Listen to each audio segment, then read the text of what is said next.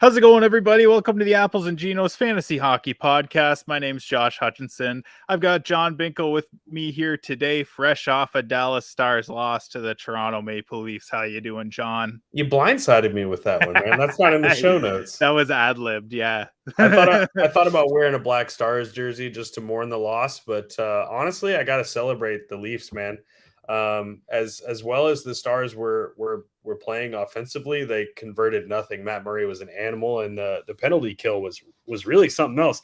Marner was intense with no stick, man. That was a really great game to watch, even though we lost ultimately 4-0. But I think the secret to your success was not going up 4-0 early, because apparently when the Stars go down 4-0, they come alive and score 3 goals in like 2 minutes. So yeah, that was a good move on Neil's part. I had concerns about that, to be honest. That's why I messaged you. I messaged you in the second intermission, being like, if the Stars come back, like fully thinking that was a possibility. That that you could change some of these show notes here, but yeah, no, it was a fun game to watch for me. I thought all around, I mean, Dallas, I think, ran the show most of the game. It's just Matt Murray. I actually read a stat today on Twitter that he had for the game a goal save above expected of plus 5.9, so just under 6. That makes just sense, in this game. I could count on about a hand every time they should have scored, but honestly, when they had like a big section of the net open, they didn't get the puck up. They just hit it right into his pads. Yeah. So. Yeah, it's true. But so yeah, that stat, that is the best goaltending performance, single game goaltending performance in a shutout that anyone has ever had since they started collecting the stat. He really was ridiculous. It was insane. Like, yeah. They were on the power play, it felt like all game, and they got nothing out of it. Like it was really impressive. Like as much as I want to be upset, it was really just a game that the Leafs won for sure. Yeah, it could be. I felt like they were pretty lucky there, but I think they were strong at times. Matthews had that one play where he just looked like Austin Matthews again, where he's just like, I'm just going to take the puck and score, and no one's going to do anything about it, which was pretty sweet. Martyr kept the streak going, which was cool. Robo got robbed. He got robbed for sure. He got robbed. Well, I digress. It was a fun time. Thanks again for leaving us a review on Spotify and Apple Podcasts. If you haven't and you're enjoying our content, please just take a second, leave us a review. We would greatly appreciate it. Also, check out the Apples and Genos Discord server. It's a great place to talk fantasy hockey, get your questions answered, and also receive alerts when new Apples and Genos content drops. So if you didn't already know, this is Midweek Moves. It is Wednesday of week 9. We're going to talk about schedule maximization for the rest of the week, who you should be adding and dropping. We're going to talk about some hot topics. We're going to check in with some 0G candidates for the rest of the week, and we're going to take some questions from the mailbag. So let's dive into this. Let's talk about some schedule. So for the rest of the week, there are 3 teams with 3 games remaining, and that's Florida, Los Angeles, and Winnipeg. Florida and LA both have 3 off nights. So this was this odd schedule this week. I mean, great schedule. It's been awesome this week. There hasn't been the light nights and the super heavy nights like there typically is. Just the really poor scheduling on the NHL's just on the NHL's part. It's been really nice. So there are 3 off nights left. The heavy night is actually Friday. So Florida and LA have games Thursday, Saturday, Sunday. So those are pretty ideal streaming candidates. Winnipeg has only 2 off nights, but they actually have the best schedule next week of these 3 teams. They have 4 games with 1 off night. Florida and LA only have 3 games next week. So if you're thinking about carrying over to next week, Winnipeg might be a pretty good option there. As far as dropping people, Vancouver only has 1 game remaining this week, and then they're actually the only team next week that has 2 games. And so they have the least amount of games of anyone in the league. So they're probably the if you have a bubble player on Vancouver, I would be probably dropping them for someone else with a better schedule. So, Mhm. do you have any other notes on schedule? No, I just double checked next week's schedule just to be sure about slates. Even with Vancouver being the only team with 2 games, but it's relatively even. With exception to that, I think there are definitely some stream level players on Vancouver. If you're mulling about needing them for the rest of this week, they're the easy top of the list drops for me, and I think that's really the only important thing to know right now for next week. Yeah, for sure. So in terms of ads, my ad for this week, I mean, it could be a number of people on LA. I Hmm. think they have, oh, man, they have so many streamer level players They do. and guys that are underappreciated, really. And this is one that I'd like to talk about. I don't hear people talking about him very much. It's Victor Arvidsson. He is 24% rostered. He has 7 points in his last 6 games.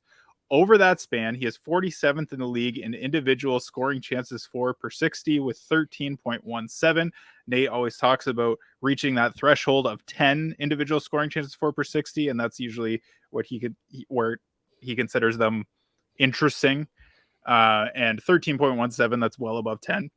He is also 60th in the league during that span in individual Corsi 4 per 60 with 18.56. So these are kind of pulling his numbers closer to his career averages lately. He's been a guy that was a little bit disappointing to start the season, but I actually looked at his game log and he started the season pointless in his first 5 games. Since then, he has 21 points in 21 games. So he's actually a point per game since those first 5 games where people were like, what the heck's going on with Arvidsson? Should I be dropping him? Then everyone dropped him, and now he's only 24% rostered. He's a point per game player in the last 21 games. So that's pretty interesting. He is on the second line and power play 2. So he had a power play 1 spot at the start of the year. That's been taken by Gabe Vilardi. I mean, it's definitely possible for him to slot back in there because Vilardi hasn't been near as hot as he was at the start of the year. So Yeah, he's taken a significant dip recently. yeah, so there's definitely a possibility there. I mean, Kaliev's also another option. Kaliev is on the top line, which is super interesting. It's something we've been calling for weeks, months. I mean, since last year, Yeah, well into even last year for Nate's sure. been harping on that for a long time. So he's also a good streaming option too. He's only 16% rostered, so if he's available, you should be picking him up too. But not available in any of my leagues. So Victor Arvidsson is definitely a guy that you should be considering. Yeah, I mean, without you telling me that he was a point per game pace over the last 21, I would have just chosen Kaliev in a vacuum. I think long term, I'm more excited about Kaliev.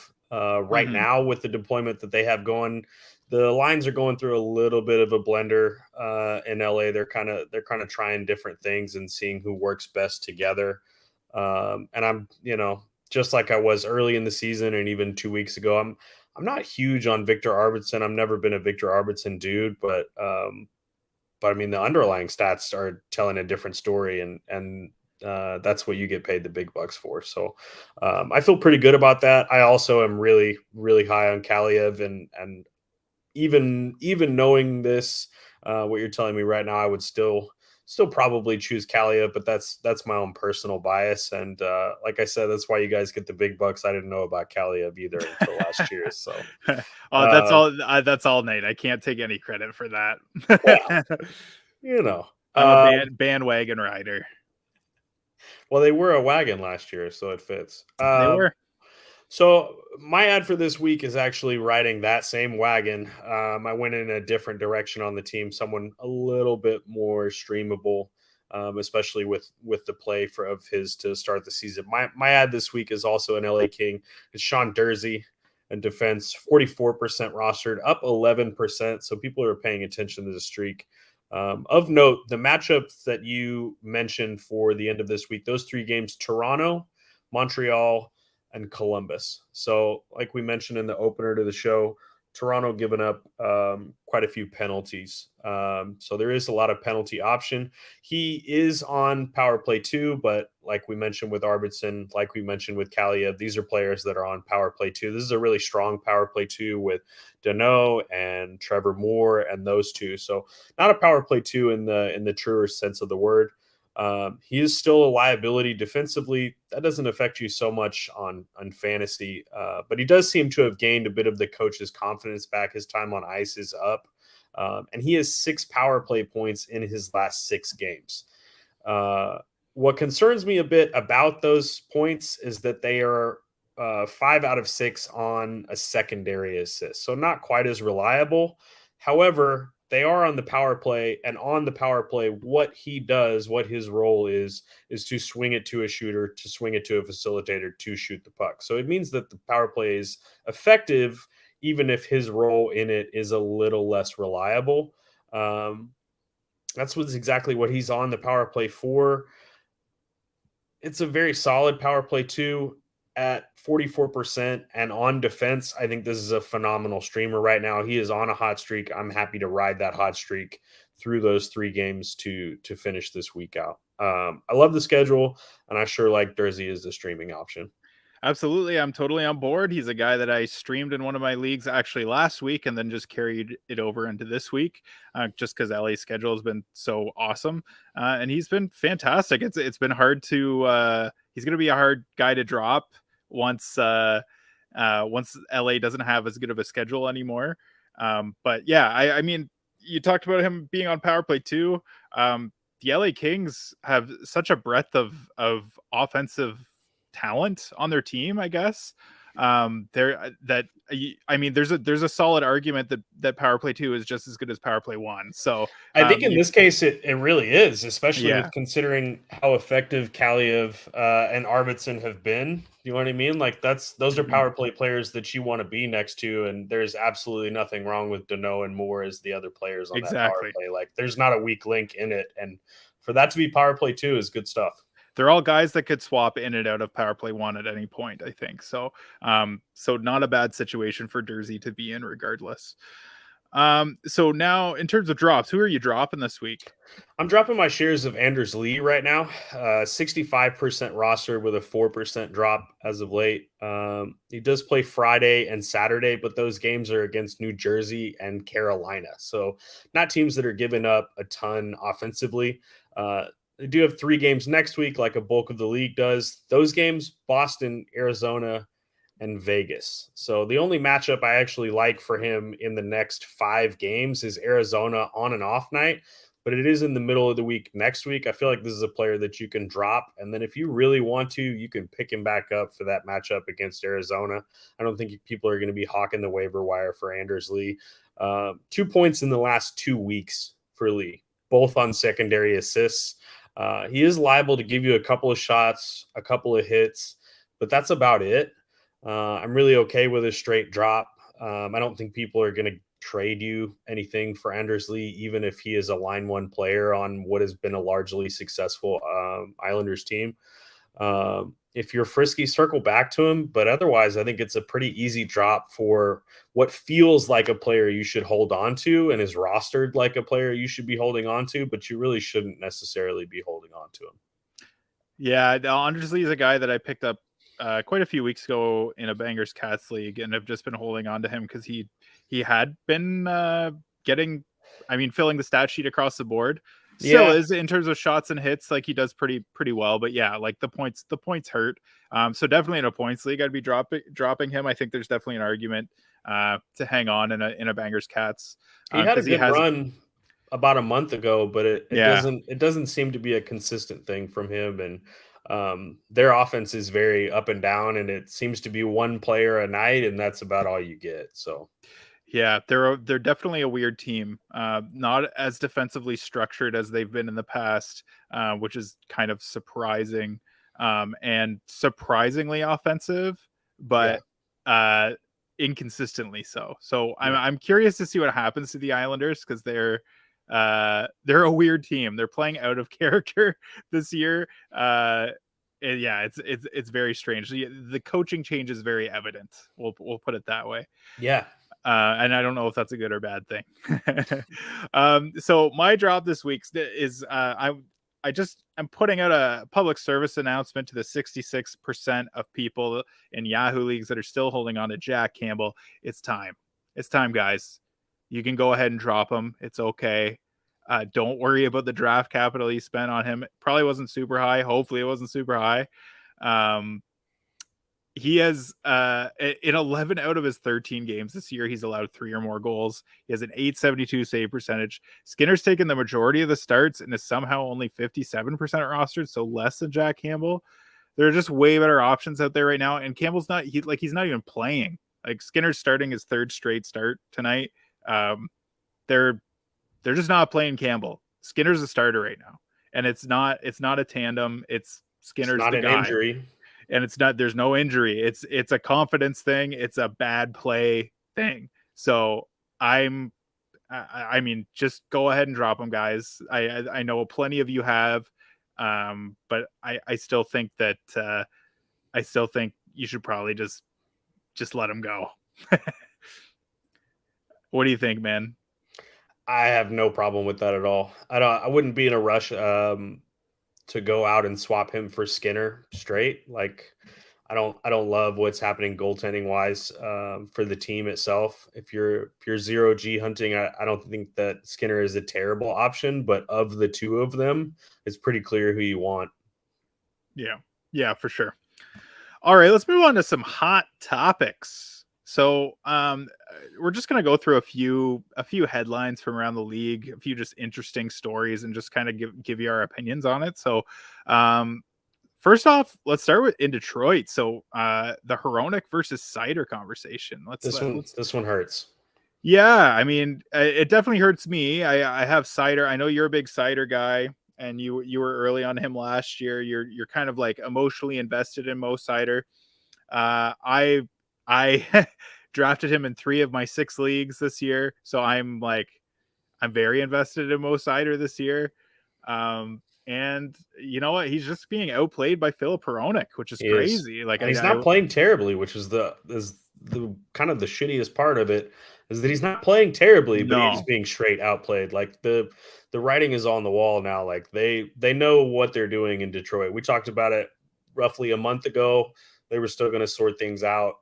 Kind of figure out exactly what these two guys were for them this season, and I think the writing is on the wall for sure. Yeah. Well, so what do you think your rest of season outlook is for these two guys? I think what we're looking at and what we have seen thus far is exactly what we're going to get for the remaining average 60 games on the season. You know, I think what we have seen thus far, this is the line of demarcation. We know what it is and what it's going to be going forward. They don't have a reason to change. They've been an altogether successful team with their top guys. And Hronek is that dude. Like, this is not a flash in the pan. He is that dude. Yeah, I mean, I have a few stats here. So obviously the big one is Hronek has 24 points so far this year. Seider only has 11, which is crazy. So more than double. Filip Hronek is shooting over 10% overall and 25% on the power play, which are just bonkers numbers for defensemen. Like, that sounds like an average or slightly above average forward. So that's not going to hold up in terms of goals. So his shooting percentage is probably going to decrease. Their ice timer is almost identical, so not really a whole lot of difference there. Seider has a little more on the power play, although Filip Hronek has been bumped back up onto power play 1. So that's an issue for Seider going forward. It seems like they've been kind of flip-flopping them, trying to find something that works. But Hronek has been obviously hotter in general. Seider's on. So in terms of on ice shooting percentage, this is an interesting stat because this is where the biggest disparity is. Seider's on ice shooting percentage right now is this year so far is 8.17%. So that's actually pretty low. So a little bit of luck, a little bit unlucky there, I think, in terms of pucks just aren't going in when he's on the ice. Filip Hronek's is 14.33, which is high. That's really high. So again, Hronik, a little bit of luck there. Seider, a little bit unlucky. I think they're probably going to meet in the middle or I don't know about meet in the middle, but I think they're going to, in terms of rest of season production, there's going to be a bit of regression. So I think Seider's probably, his point pace is probably going to increase. Hronik is probably going to decrease a little bit, but Hronik just in general is, he's just producing more under the hood. I mean, not a lot. I mean, if you compare to his career numbers, not that much different in terms of shot generation. A little bit higher, but not like a crazy amount. Seider is producing less under the hood this year, and is also unlucky. So might be a bit of positive regression, but there still is reason to be concerned. Like he's not going to be the 55 point guy that we thought he was. Which is unfortunate. Still getting the peripherals, which is great. But yeah, he's not going to be what he was last year, unless he really steps it up. So, that would be a significant step up at this point into the season. So I guess I mean, I'm not really good at projecting point paces, but I think Mo Seider, I don't think the outlook is good for people that spent significant draft capital, which I mean, he was going in like the 3rd, 4th round. That's kind of where I took him most times. So it's not a great situation there. I don't know.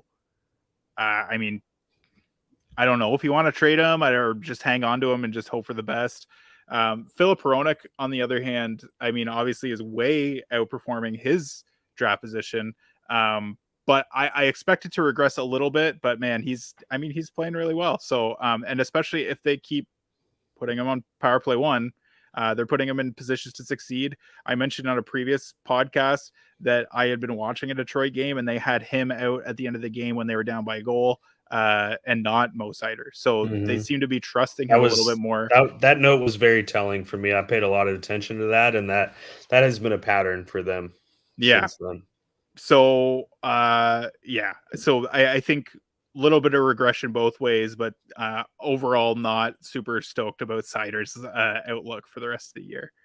So let's move on from that. We're going to talk about St. Louis, specifically 3 different guys: Tarasenko, Vladdy Tarasenko, Pavel Buchnevich, Jordan Kyrou, and then just the team as a whole. So what are your thoughts on them? Like they've been I mean, the Blues are a weird team, man. They're all over the place. No one seems to know whether they're good or not. So are they good? I think that they are both a good and a bad team. As dumb as that sounds, I think they are not the same team that they were last year, and I mean that in terms of style and efficiency and just fervor, their ability to get up for a tough matchup. I think that they, and I'm gleaming this from articles and beat writers, but they don't really have the same identity they did last year. They're not a big, brutal team that they were last year. They've had a lot of issues defensively. They've had injuries defensively. They are kind of missing that punch in the mouth that got them through tough games last year. And their 3 elite offensive players, the players that they relied on to just go out and score while the rest of the team kind of beat people up and played bodied hockey, are not as effective because they're having to play in a more stylistic offensive way as a team as a whole, and it's kind of dragging them down. I expected a lot more out of Tarasenko with a contract year, with him having issues with ownership and management over the last couple of years and wanting out and buying in and wanting out. So I expected a little bit more from him offensively, point per game, but struggled with injury, not necessarily as effective across the board on his line. Kyrou got paid, so the other end of that coin, maybe a little bit more complacent after getting paid. In the notes, all 3 are top 3 in terms of offensive generation under the hood. So they are the top players on the team. But that team night to night isn't as good as they could be or should be, right? We Yep. were talking about it over the first few weeks. Let's wait and see what happens over the next few weeks. All right, well, they're a little bit better, but they're still not as good as we would necessarily expect. And then since then, definitely not able to get up for, let's just say, a 3-game stretch, right? One game they're a team that's battling, the next game they're getting blown out, and the next game Binner is throwing a fit and getting an incitement penalty, right? Like the whole team Oh is yeah. is really, that's, I think, as Binner is like a real microcosm for the team, right? Like I think they're so frustrated that they're not going to be effective throughout the rest of the season. I am firmly behind kind of selling anybody and everybody in relation to the Blues.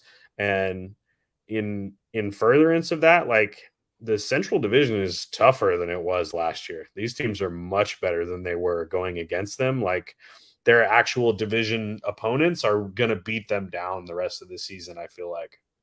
Yeah, I think the Craig Berube post game presser, where he made the comment about Binnington about just play goal. Yeah. That There was were, a if that was a different coach, there'd have been some expletives in that. that was a good signal. Just that, I mean, that just shows. I think you need to press the panic button in St. Louis right now. If you're a Blues fan, it's not good, man. In terms of these three players, so Pavel Buchnevich actually is a point per game this year. He's just been hurt at times, so hard to really fault him too much. He's still producing okay. Jordan Kyrou, he's hanging around a point per game, just a little bit below. In terms of his shot rates, I expect him to still be what you would expect from Jordan Kyrou. The most concerning one, I think, is Tarasenko. So numbers are noticeably down from last year under the hood. He still has 19 points in 24 games. I just don't think that unless he takes it to another level, he's going to he's not going to reach point per game like he did last year. He kind of surprised everybody. It's just not looking as spectacular for Tarasenko this year, which is super disappointing. I wanted to just talk about how the Blues really weren't that good last year either. They were just really freaking lucky. And let's look at some team stats here. So as a team this year, they were 27th in the league in Corsi for percentage, and they are 23rd in the league in expected goals for percentage. So getting outplayed like crazy across the board. One of the worst teams in the league. They're 15th in team shooting percentage. So that kind of explains they're high efficiency shooters, right? They have high end talent at the top of their lineup that can score. And they'll score in bunches, and we've seen that this year. We've seen games where they don't do anything; they get completely obliterated, and then games where they get completely outshot, but they score 6 goals, and it's interesting, and it seems. I mean, I feel like everyone seems really surprised about this, but if you look at last year, they were 22nd in the league in Corsi for percentage and 19th in expected goals for percentage. So that's better than this year. Like obviously it's gotten worse, but that's still bottom half stats. Like they were a bottom half team in terms of like controlling play and generating offense, and in terms of what they allow on defense as well. They were first in the league in shooting percentage. Like Yeah, if that's not a they're fucking missing Perron for real. if that's not a fucking like full season bender, I don't know what is, to be honest. To have stats that poor in terms of the way that you play the game, the way that you control the game on the offensive and defensive side, and then be first in shooting percentage, and you're like, hey, we're great, we're doing just fine. I mean, I can't say I'm super surprised. And they only subtracted this year, right? They lost Ville Husso. They lost David Perron, who was a huge player for them last year when he was healthy. So I mean, I think it's just kind of negative regression this year with a bit of an overcorrection. Obviously, their PDO is really low. So I think they are getting a little bit unlucky here as well. Binnington has been really bad, so that definitely doesn't help. And you don't have Husso to bail him out now. You don't have another option. Grice is also terrible. I mean, that sequence where Binnington was beaking at Jason Zucker and he was just laughing at him, and then they pan to Grice and he falls into the net as he's coming to the net. That's just like, that is like, what a picture that is. I like, love that, by the way. It speaks 1,000 words about their situation right now, and frankly, it's kind of funny. that Zucker gloved hands up, like, what do you want from me, was memeable. It was good. If the listeners haven't seen that, go out and look it up, because it is one of the best moments of the NHL season thus far. It's unreal. It's unreal. The Colorado Avalanche are just an injury ward right now. Like, who is healthy on this team? There's nobody that can play for this team right now. It's only Moose. It's crazy. Moose and Makar are the only one that are healthy. And honestly, now that we've said that, who knows? What? McKinnon, Landeskog, Lehkonen, Evan Rodriguez, Bowen Byram, Josh Manson, like tons of key players on this team. It's insane. So let's talk about who are the beneficiaries of these injuries. Who are the guys that are gonna? I mean, it's not a good situation right now in Colorado across the board. They lost to Philly the other night. Not good, right? No, they're bad right now. Sixth in shots against over the last 10. Yeah, I mean, hard and losing. Hard to really blame them, but it's still not good, right? So, Alex Newhook, in my opinion, is the biggest beneficiary of this. He's playing with Mikko Rantanen on the power play 1 and 5v5. So that's pretty huge. So that he's actually a guy that I streamed today for the rest of the week, because Colorado has a decent schedule in a really deep league. Not in a league that has like a lot of great streaming options. So I mean, he's definitely a guy to consider. He had 2 goals the other night. Just got a hit tonight in the first period. Not really a guy that's generated a lot this year, but he's going to play a ton. He's played over 20 minutes the last 2 games, just because of all the injuries. Yeah. Before that, he was playing 14, 15 minutes. So he's had a huge ice time uptick. So he's an interesting option. Who do you have?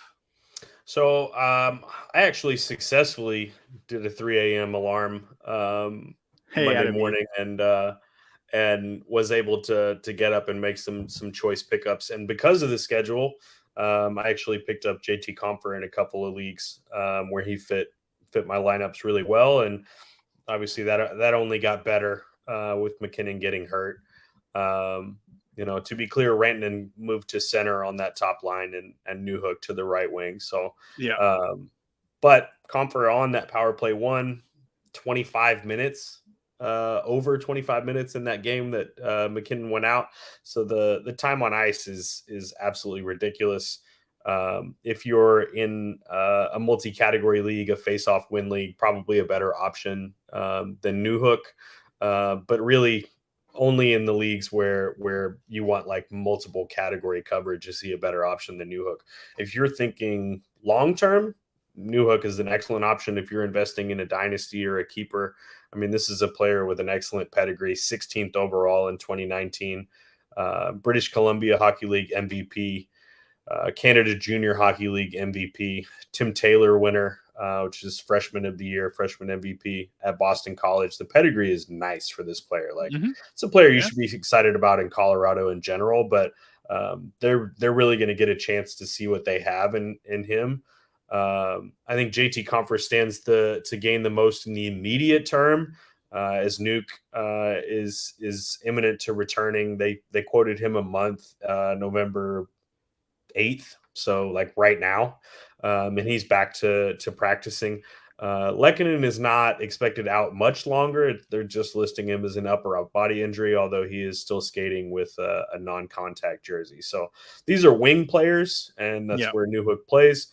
So, I mean, we'll see how that lineup shakes out when these players come back in the relatively short term. But I think there's a lot to like about both of them. And honestly, what I like both about them is that they're going to be on the ice an Yeah. absolute shit ton. There's Yep. no timetable for Evan Rodriguez coming back anytime soon. So it's going to be all good news, with exception to the team not really being the Colorado Avalanche that's drilled into your head over the last couple of years. Mm-hmm. But there are quality players on that team, and Yep. these guys are going to be playing with them for sure. You still got Rantanen and Makar on the power play, and I think they put Devon Taves on there, so they're doing a 2 defenseman power play, at least That for makes now. sense. Last time I checked. So I mean, those are still quality players, so they still have the ability to score. And hopefully Newhook and Confer will be the beneficiaries of that. I mean, and when Nuke comes back, that was a point per game player through the first 7 or 8 games of the season that he was in. So Yep, this is also a really quality player when he gets back on the line. absolutely. So you put this note in. You said, "Is Hedman dead, man?" And I thought that was awesome. I couldn't help myself. I couldn't help myself. I thought that was fantastic. Head's dead, baby. Head's dead. Yeah. Is that your opinion? Like, tell me what you think, man. I really wonder if this is a player that they can't like salary cap injure, but they want him for Ooh. way later in the year, and they're just giving him the Jamie Benn treatment. Like, we're going to let you play well with way less Mm-hmm. time on ice until we absolutely need you to be healthy. Because this is a dude that's 31, but has been playing banger minutes his whole life, right? Yep. Like, and they've been to multiple cups in the last few years. Like, this guy's gotten a ton of burn, and I really wonder. I'm listening to the Sunday pod, and Blake and Nate were talking about Hedman, as is everybody right now, right? Because it's all anybody can wonder is what the hell is going on with Hedman. That Nate noted he's still hitting in these games, right? Yeah. And the way that he kind of views through a lens of injuries, and is this player injured and we don't know it, is he still out there throwing the body? And I think it's a wonderful theory. I think it's surely effective. You're not out there mashing people if your ribs are messed up, or if your ankle's torn up. So I think it's an excellent posit. And he is still out there hitting. He's still getting the minutes. He is still shooting, albeit a little bit less.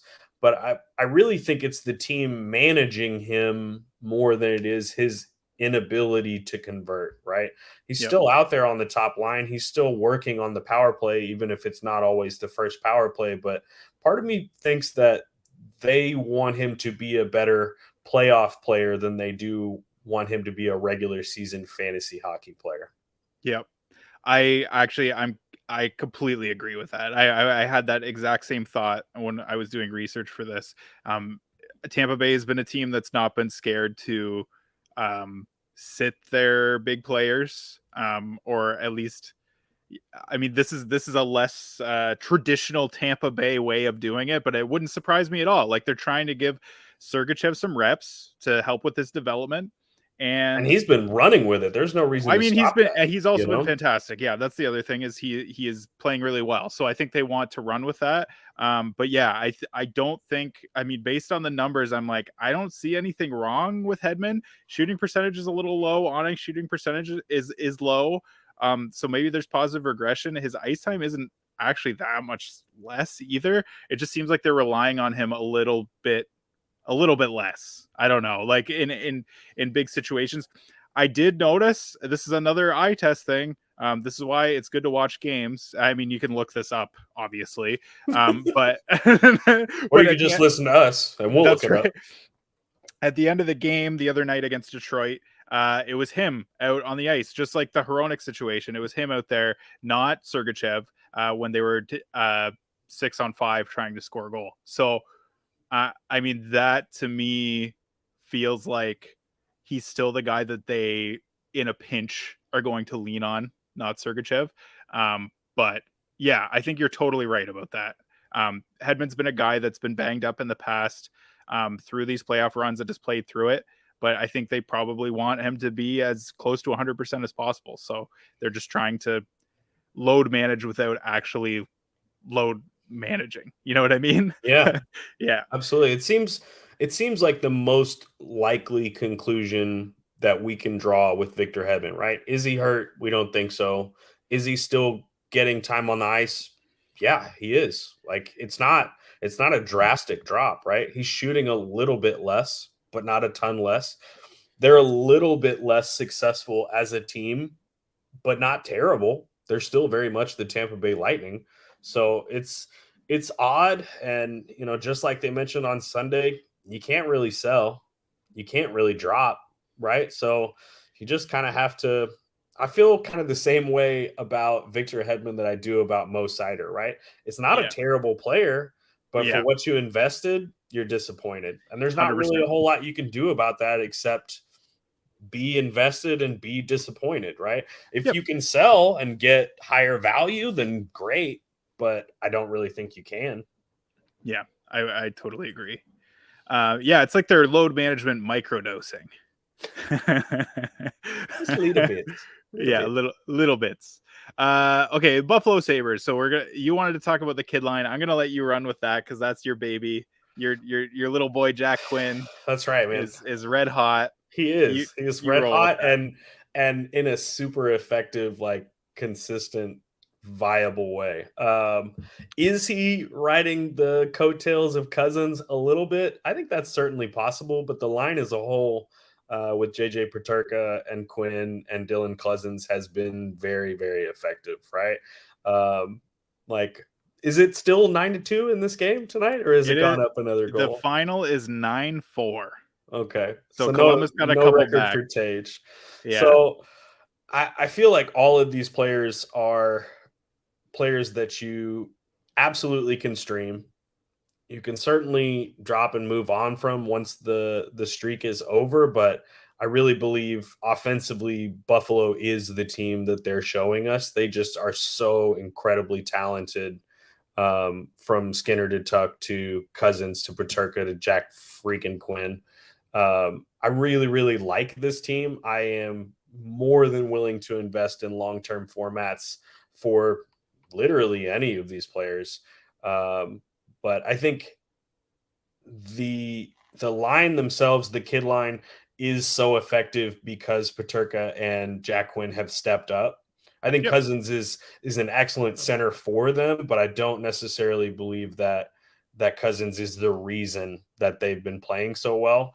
My worry, and we talked about it in the preseason, was that Jack Quinn wasn't going to play good enough defense to get minutes, and that clearly has not been the case. Like they fully trust him to be a second line player, and these are young dudes. They're going to be streaky, but Buffalo is a mean offensive team right now, and more than that, they're playing solid defense as well over the last 10. Like, I don't like their goalie situation, but forwards don't play goalie. So, Yeah.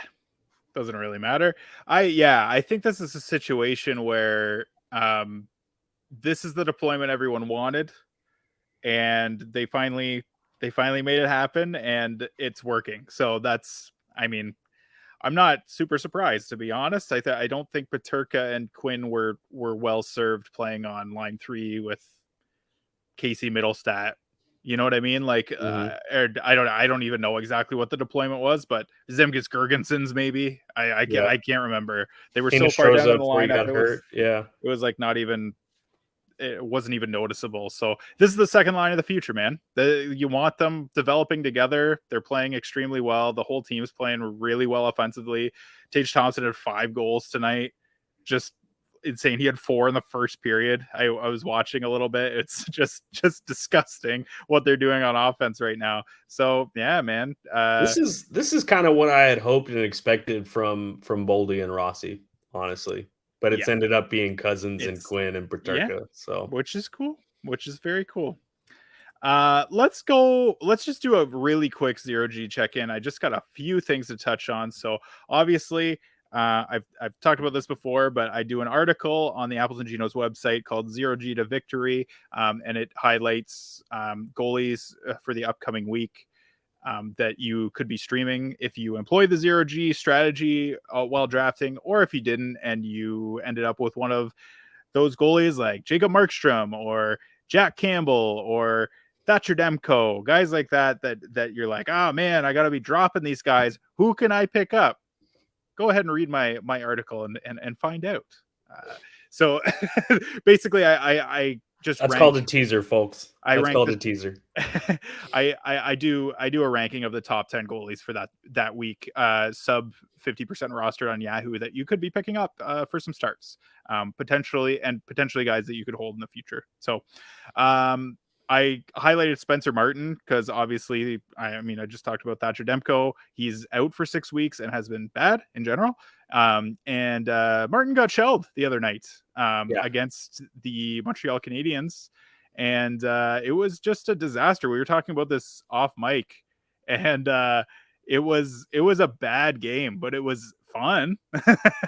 It was 7-6 was the final. It was it wasn't fun for those two tendies. They got lit up. Definitely not. So that was a sketchy game. Spencer Martin, obviously, I think he's probably going to get the start again. Montembeault had 5 out of his first 6 shots were high danger chances, and he started the game really well. Started the game fantastic, but then he literally handed Vancouver the tying goal. Like that was, or what was it? Was it a go-ahead goal? And then the Habs tied it. It was the tying goal. Then they went down. Then they tied it again. Then they lost. So, right. Okay. Yeah. It was just stupid. It was crazy. Yeah. So both those guys are guys that I've highlighted. That game obviously definitely shook my confidence in both of those guys. But Montreal and Vancouver are also very terrible defensive teams, so these games are going to happen once in a while. I still think that they're probably decent options going forward, but that being said, Colin Delia, maybe a guy that's on your radar, but no, I don't think so. Dan Vladar, or Dan Vladash, I believe is the actual proper way of pronouncing it. I learned that from Victor Nuno on the Fantasy Hockey Life podcast. He has started 3 games in a row, and 6 of the last 8 over Jacob Markstrom, who has been really struggling. Yeah. And he's been really good. Really good. Allowed 2 goals on 2 shots to start the game tonight, but has stopped all of them since. And the Flames now have a 3-2 lead in the third period over Minnesota. The start tonight? He did get the start tonight. Yeah, this is his 3rd straight start. So okay. No, this is 4 straight then. Oh, maybe it is 4. Yeah, I could be wrong. But yeah, so super exciting for Vladar. It looks like he's getting a run. So it might be a little too late to stream him, because I imagine they're probably going to try and get Markstrom back in. But if they keep riding the hot hand, he may be seeing more ice time soon. So very, very highly available. So Dan Vladar is a guy to look at. Charlie Lindgren, another guy. He's going to be a volume starter with Kemper out. He's had 2 starts in a row. Kemper, it looked like he maybe had a concussion. I don't want to speculate. They just said upper body injury, but it seemed like there was like someone made contact with his head.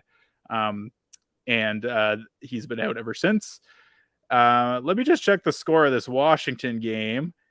It's over. Actually, they won 4-1. So he got another victory. So he's won both games so far. So Charlie Lindgren, interesting. 0G option. He's going to get volume until Kemper's back. Watch those injury reports. He's super available, even more available than Spencer Martin and Dan Vladar. Yeah. And then Chicago, injury report. Peter Mrazek's hurt. Big surprise. Arvid Soderblom is going to get a run. If you want to stream him in a deep league, you can. Chicago's been what we expected Chicago to be lately, so I probably don't recommend it, to be honest. Yeah, but I wouldn't feel good about it. No, definitely not. But that's it. That's the 0G check-in. So let's move on to the mailbag. We got a few questions here. The first one is from New KNEW. I believe you've had questions in here before. Oh yeah. With how good Verhaeghe has been with Barkov being out, is there a situation where Reinhart goes off the top power play in favor of him? What do you think, Binksy? Man, over his tenure with the team, no. Like I've always wanted him to be a top power play guy, and it just doesn't seem to happen. Hasn't happened. And if there was a time that it was going to happen, it would be with him being on such an absolute tear this year. But I don't think so. It doesn't feel that way in Florida. I don't. There's not ever been an indicator for me from beat writers, from the team, from just his deployment on the team that that's something that they're going to do. So I don't think so. That just doesn't seem to be what they want to do with him. He seems to be a line one left wing guy that they rely on to shoot the puck in 5-on-5 situations. Yeah, I mean Verhaeghe's been awesome this year, but I also think Reinhart has been turning it around as well, Yeah, and kind of playing a little bit more like what we expected Sam Reinhart to be. I think if he was still in the slump that he was in at the start of the year, then there's definitely a conversation, 100%, because he just wasn't converting at all, and Verhaeghe has been hot pretty much the whole season. So there would have been a discussion at that point, I think. But right now, I don't think that Reinhart is playing poor enough. Yeah, they're also two completely different players, right? Like Sam Reinhart has some really good playmaking ability, and that's kind of the role he plays on the power play in Florida. So that's definitely something to consider as well. Verhaeghe's a left shot guy. If you put him in there, you got 3 left shots up front, with Tkachuk net front and Barkov on the other side, and that's not super exciting. Like that, like you kind of want that right shot on the left side. I yeah, think, in my opinion, I think that's most ideal. So I think I wouldn't do it. I guess that's what I'm saying. I probably wouldn't do it, despite how good Verhaeghe's been this year. yeah. Uh, I don't know. I think if it were gonna happen, it would have happened by now. I Basically, think you're absolutely right about that. Boom Goes the Dynamite asks, who should we replace with Pietrangelo out in the short term? Hopefully in the short term. yeah. So yeah, Alex Pietrangelo. It was announced that he is out indefinitely with an illness in the family.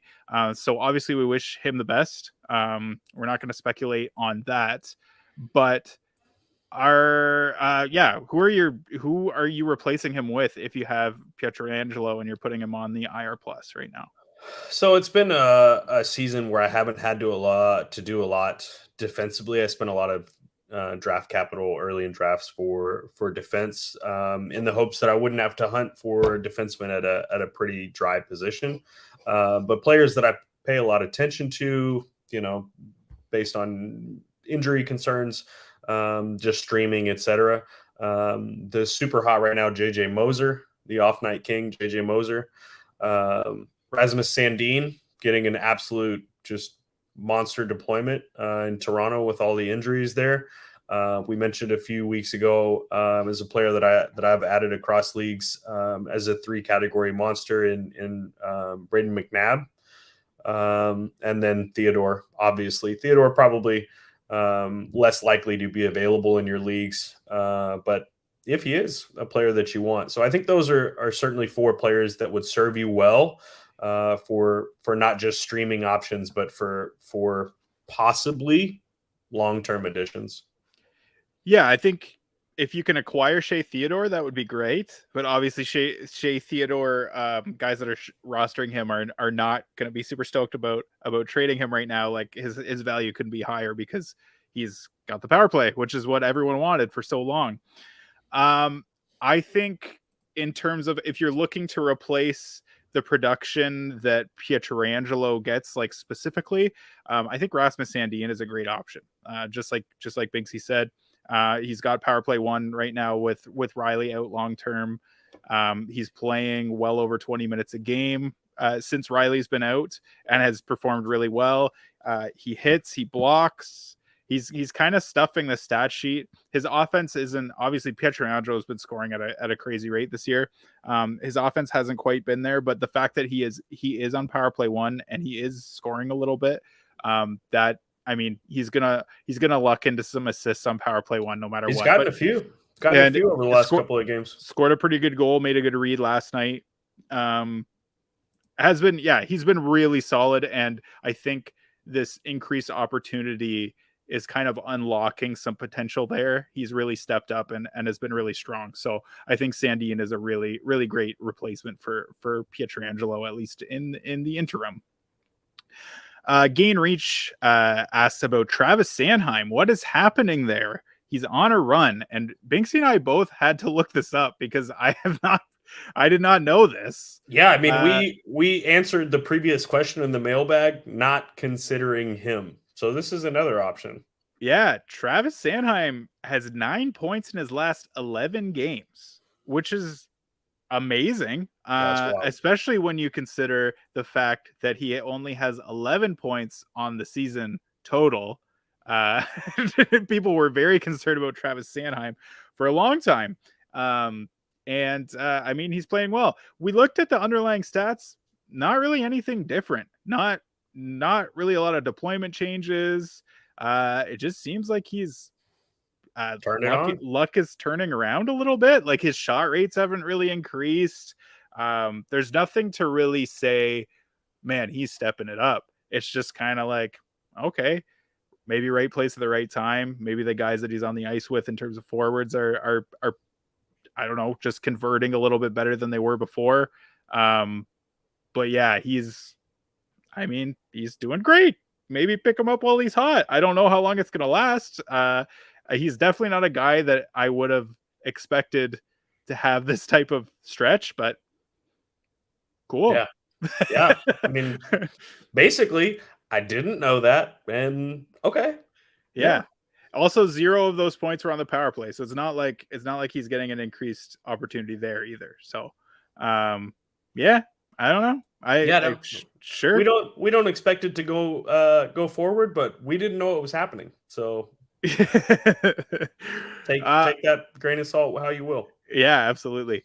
The Mark Skinner, hey fellas, thoughts on Mini finally turning the offense around? Are you still holding on to guys like Boldy and Addison? Also, thanks for kicking my ass in every matchup we've had so far this year. You are welcome, Marky. Yeah, yeah, buddy. Anytime, really.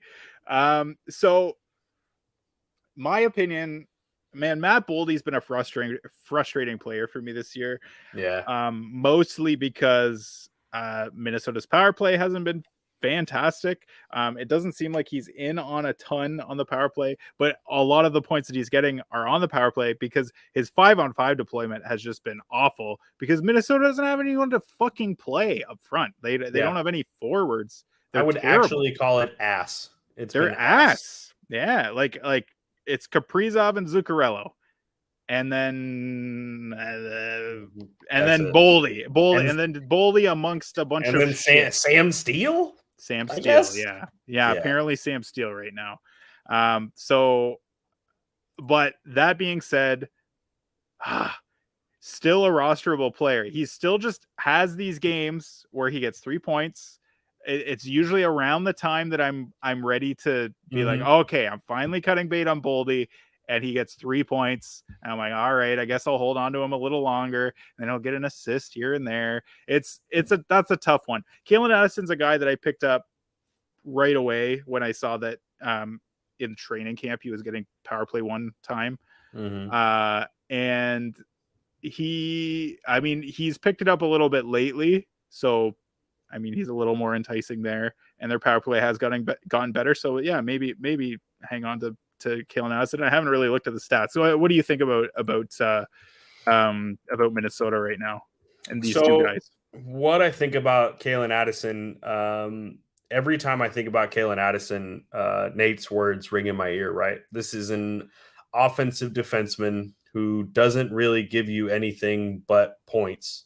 And when he's not scoring points, you're going to be pissed. And when he starts to score points, you're going to be like, oh, this is wonderful.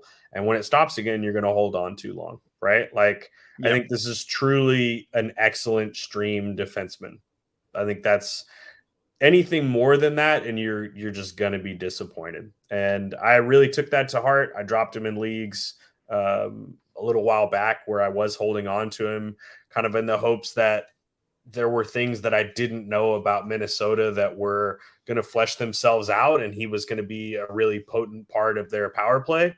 And that didn't happen, and it hasn't happened. He's turned it around a little bit, and turned around a little bit, meaning that he's put up a few points recently, right? So he's given you that breadcrumb to keep you coming back, and he is absolutely a player that is honestly just a great streaming option to me. We all know how I feel about Boldy right now. I really, really like him as a player. I've been banging the drum for years, but it's a team that I want to sell on right now, and I'm still in sell mode for Boldy. Nothing has changed about that. Yeah, I think. Oh yeah, I just looked at Kalen Addison. He has 6 points his last 6 games. 4 of those points on the power play. So, turning it around a little bit. Before that, he had a stretch of many games where he only had 2 assists. So I mean, I don't know. Like he's a guy that I dropped during that stretch of nothing. So I think maybe a guy to stream right now because he's playing pretty well and because Minnesota is scoring. Yeah. But not a guy that I think you need to hold on to. I had a player go on IR today, and I picked him up to stream for the rest of the week, and I felt good about it. I feel like he's a good streaming option. So maybe another guy that you could pick up to replace Pietrangelo. Not going to bring a lot peripherally, but may get you a few points here. If that's what you're looking for, it's a good option. Yeah. I don't know. Whatever man says. How long do we hold Lucas Raymond for? So this is an interesting question. So a couple of weeks ago, when I did the podcast with Nate, Mark Skinner asked a question about players on our fantasy teams that we should be dropping, but for whatever reason we aren't. And Lucas Raymond is that guy for me. I finally dropped him this week. I finally cut bait. He is such a frustrating player because he just has so much talent. I mean, part of it is deployment. He's been kind of all over the lineup, hasn't really been playing with Dylan Larkin, which sucks. Has played on power play 2 a lot of the year, which is weird. I don't really understand that either. But man, he doesn't produce shots. So another guy that peripherally doesn't really do anything. Nate talked about how he doesn't produce scoring chances, like almost nothing. He just has these little scoring outbursts here and there. So like these are his shots the last few games: 2, 1, 1, 6, 0, 3, 1, 0, 0, 2, 0, 2, 2. Like this is a guy that was a rookie of the year candidate last year. And just, I don't know, man, like he's not really doing a whole lot. He chips in with a goal every once in a while. He'll have a couple assists. Ran hot for a little bit, but he's cold right now again. So I just, man, yeah. I guess my answer to your question is I am no longer holding him. So you have my permission to drop. Same. He's crossed that line of players that you're going to be kicking yourself for holding for 15 more games, right? Like long-term format, it's an excellent player, do what you will with long-term expectations of Lucas Raymond. I think he'll meet them in the long term, but we're looking at sophomore slump stuff for sure. Fiddy asks thoughts on Kempe rest of season. So we also looked up at Adrian Kempe, on pace for less than 50 points, on pace for less than, I think, 23 goals, and he had 35 or something last year, over 60 points. And that was kind of the expectation for Kempe going forward, especially with Kevin Fiala coming on and just better offense all around in LA. And he just hasn't really performed under the hood. Not crazy bad. Like his individual Corsi for and individual scoring chances for are actually the second best of his career right now, or per 60. But there's still a decent dip from last year.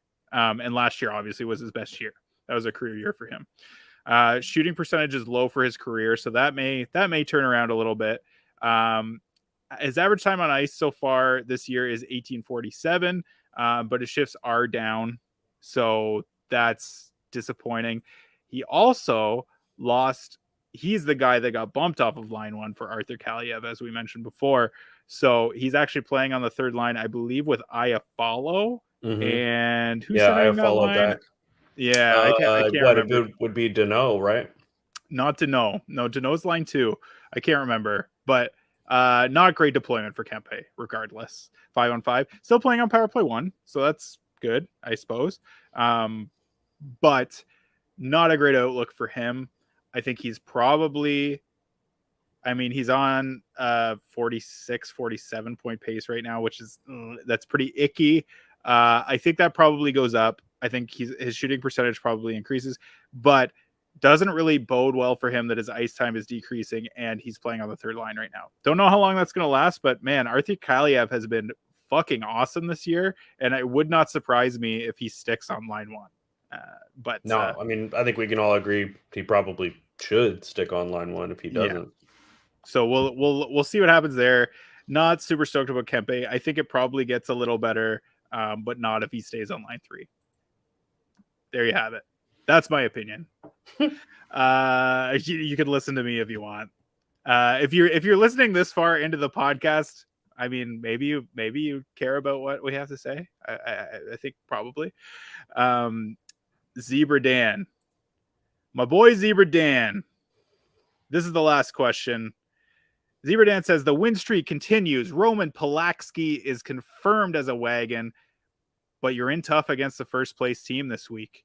Now that you're going full bore, what advice can you offer the Mark Skinner? So the Mark double Skinner, burn for Marky at the end of the show. Poor Mark. Yeah, Mark Skinner is struggling in this league for sure. My season's turned around. I have a 30-point lead over the first place team so far this week. Zebra Dan has been talking in the 5-hole Discord about how every time he asks a question on the podcast, I win. So keep it coming, Zebra Dan. Had to read it. Yeah, we keep it coming, buddy. I'm gonna keep reading it because we gotta keep this juju going, baby. And Mark, as far as I don't really have a lot of advice. I think honestly, most of my team were just in slumps to start the year, and now they're banging on all cylinders. So I don't really know what to say. Pick up Philip Peronic. That was something I did. I don't know what your goaltending situation is, but just pick up guys that win. That's my advice. That's my advice, at least for the points format in this league. I don't know, man. Do you have anything else to add? No, I think we touched on a lot, man. All right. Sounds good. That is all we have for today. Check out the Apples and Ginos Discord server. Shout outs to the band there for providing our music. Their Spotify link is in the episode description. Give us a rating on Spotify or Apple Podcasts. Follow us on Twitter. Binksy's at Binklemania. Nate is at Apples Ginos. Blake is at Blake Creamer SE, and I'm at Just Joshin 41. Please practice safe stats and happy streaming. Have a good one, folks. Good night, world.